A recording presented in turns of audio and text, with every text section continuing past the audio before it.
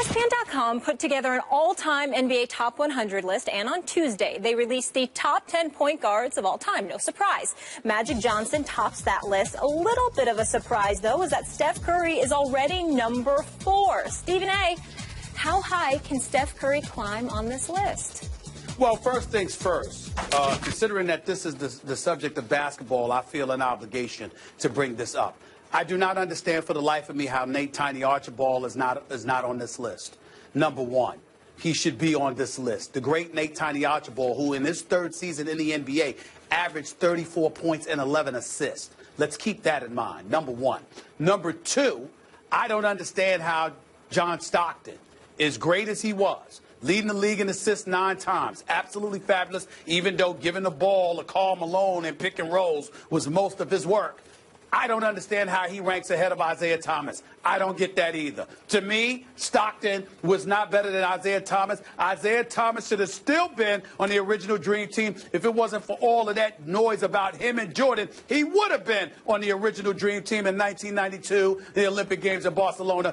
Isaiah the Dream Team, Isaiah Thomas should be ahead of John Stockton. Now, with those two elements out the way, to Steph Curry. Number 4 on the list. Here's why I would say to you I don't have a problem with it. He is the greatest shooter we have ever seen. Not only that, the handle is nasty. He's averaged about 7 assists in his career and better than that over the last year and a half or so. He controls tempo. He does what he wants when he wants. You can't stop him as an offensive force. And he's so intimidating because of his elite marksmanship, his unparalleled marksmanship, that the job of a point guard, to be a facilitator, to open things up for everybody else, to be a floor general, he brings all of that to the table because of his offensive arsenal. So I have no problem with it. And if he continues on this pace, scoring the way that he scores, shooting the way that he shoots, and assisting, he could go down as one of the top 2 all time, top 2 or 3, because Oscar Robertson, Magic Johnson, I'm like, it's almost blasphemous to say somebody could usurp them. But I mean, you gotta consider it. But that's where I'm at with Steph Curry. So he belongs where he belongs. But I said what I said about Nate Tiny Archibald and Isaiah Thomas too, Skip. Okay, I got you. And I definitely, I hear you about Nate. I definitely agree with you about Isaiah. Now, here's my issue with this topic and debate.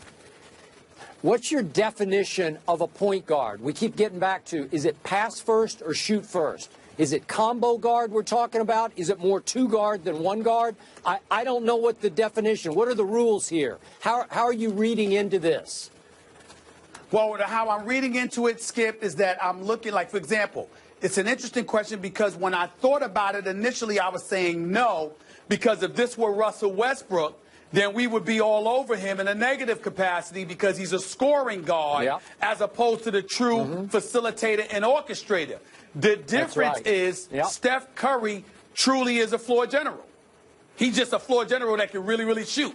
And he doesn't turn the ball over that much. Okay, I got it. I got it. And we both agree. Magic Johnson, quintessential point guard, pass-first point guard who could score when necessary. If you needed Magic to get you 20, 25, he could do it. But mostly, he's going to facilitate and initiate before he's going to think about scoring.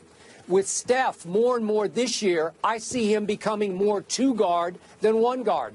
I told you before that draft, I would have taken him first because the handle was already nasty. He can distribute, but he's starting to be a little more 2 guard than point guard to me. But that, is he worth the 4th pick, the 4th slot on this list? Yeah, I'm fine with that. But listen, Stephen A., in the end, you got to give John Stockton this. If we're just talking about pure passer, I don't think Steph will ever be better than John Stockton as a pure passer of the basketball. That's just me. Now whether you want to rank Stockton above him or not, that's another issue. But Stockton was phenomenal. It's just that a lot of those passes went to Karl Malone, the pick and pops and stuff like that. I mean, I'm not saying it was easy, but Karl Malone, I mean, come on, man. I'm just saying. But I hear you. It's worth considering. He ain't better than Isaiah, though. I don't want to hear that. No, I agree with that. Steph, number 4, and he is just 27. He knows a thing or two about having a ring. Nick Saban now has a ring for every finger, 5, and Bama has never lost a national championship. Saban made some interesting comments post-win. We'll get into those after the break.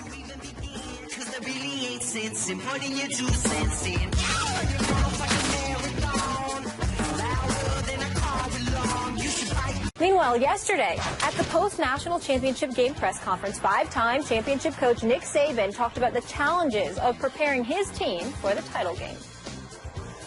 It was really, really difficult after a long season for us to maintain this sort of intensity that we had. I thought our players were really locked in for the Michigan State game and the first playoff game, and knowing that we were playing even a better team in Clemson in this game, it was really hard when we came back after that game, after even we took a couple days off, to sort of get recentered and refocused on playing this game. Skip, interesting comments. What's your reaction? Stephen A. Smith, I know how much you love you some Nick Saban, and I'm sorry to inform you, I didn't love these comments. I frankly don't love a lot of what Nick Saban says to the media. And in this case, it came across to me as Nick Saban, again, trying to convince everyone just how great a job he did under very difficult circumstances when, as I reminded you again yesterday, he had 43 former Under Armour high school All-Americans on his roster to Clemson's 8.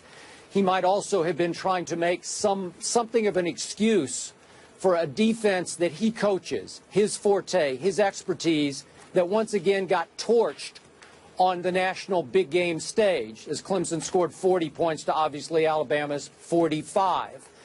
The reason Nick Saban wears me out is that he can be so thin-skinned, so defensive, often speaking down to the media, condescending to the media, ridiculing the media, scolding the media. I hark back to the midseason when he scolded the media for, quote-unquote, burying his team after the Ole Miss loss at home. And I remind you again, that one was on Nick Saban. He goes to the backup quarterback to start that game, and when he went back to Jake Coker later in the game, it was obviously too late. So in the end, this is just me. I know you say you love Nick Saban, not so much Alabama, that you're just a Saban fan. I know he's a great coach, but when he speaks like this to the media, I don't know. I don't see how you can buy into and love this guy as much as you do. Well, first of all, you asked the man a question. He answered it honestly, and that's what I love about him. I find him to be a man that will speak his mind, and I respect that. It amazes me that in today's world, particularly as it pertains to the Fourth Estate, which means the media, for those who don't know what the Fourth Estate is, you'll ask somebody a question. And if they lie, you'll excoriate them. And now we excoriate them when they tell the truth. I don't have a problem with a man who's honest. I don't have a problem with a man who's honest and in tune with his emotions. And if the media, wants to take him denigrating them, that's on them. I wish some coaches would try and come at me like that. I live for that kind of stuff. That's right up my alley. It doesn't bother me at all. Because if you're going to stand by what you say and you're running across people who are principled in their own right, then you're not going to be affected by it. If Nick Saban was in my face and getting on me about something that I said and I wholeheartedly believed what I said, then we'd go toe-to-toe. And that would be that. But the fact is that I'd still walk away having profound respect for him to have the courage of his convictions, which is why I'm flabbergasted as to how you don't love so much of what he says and what he does. Skip Bayless, at the University of Alabama, this man is 105-18. He has won 85% of his games. He has won 5 national titles. You ask this man a question, and this man gives you an honest answer from the bottom of his heart. This is how he feels. This is where he stands. He doesn't give 2 cents about what anybody thinks. I can't believe that you, of all people, would have a problem with somebody like that. Because, Skip, you know who he kind of reminds me of? You. Oh. You know what I'm saying? You. Because you speak your mind. Absurd. You say, Oh. well, that's not what I'm saying. You speak your mind.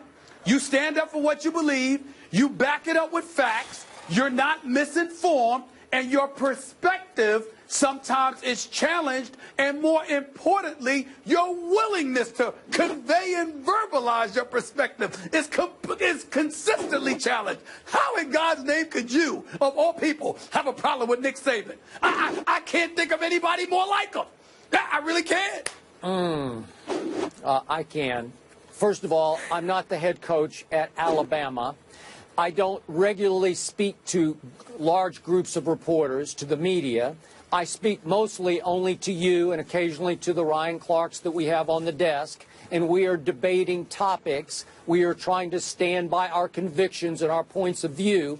And in Nick's case, in this case, that comes across as nothing but self-serving. I don't know how you can respect a man for saying, oh, woe am I. It was so hard to get my kids up for one bowl game and then a second final bowl game. Wait. What is wrong? Hold on. What is wrong with him acknowledging that it was a challenge and it was difficult for him? There's nothing wrong with that. That's number one. And number two, are you telling me that if you weren't Skip Bayless on First Take and instead you were a football coach, you would stand before the media and you wouldn't speak your mind? You wouldn't say what you believe to be true? Is that what you're saying?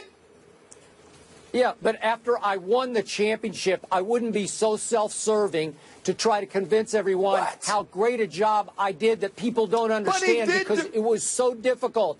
I had look, he had the favorite, the prohibitive favorite in this game with a much more loaded roster than Clemson did. And yet you're letting him get away with saying it was so difficult for us to play a semifinal and then a final. You are unbelievable. Give me a break. Molly, First Take, y'all do me a favor. Okay, we're listening. Save the tape of this segment. This is unbelievable that this is coming out of Skip's mouth. Stephen Skip, of all people, would say something like this. This man, listen, Skip, he speaks his mind. He tells you what he, and by the way, when he wins, he might celebrate for less than 24 hours, and then he's back at it working. Who works more religiously than you? Who does that, Skip? This is you. You're unbelievable. It's hypocrisy. Hypocrisy. Unbelievable. Unbelievable. Do you like it?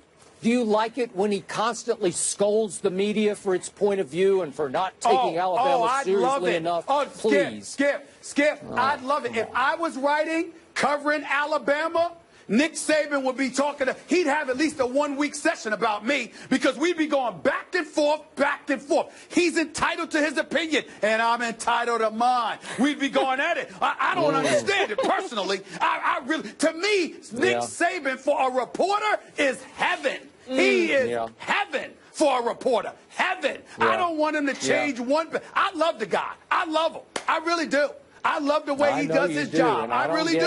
I don't have a problem with it at all. Doesn't bother me. And Skip, you are heaven as a debater as well. You guys know what I take away from this conversation? Skip says Cry Me a River. Stephen A. says Saban and Skip should trade secrets and could be besties. I don't know about that. Up next. I don't know about that, Molly, but go ahead.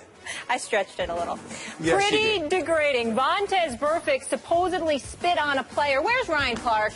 You know a little bit about Cincy. Get out here. Help me. I'm trying to bring a little peace to the set. You are. They are feisty today, right? I thought they'd be tired from got no shot at that, bro. I do love Nick and Skip all at the same time, so it's about the same. Yeah, we're feeling the love. Thank you.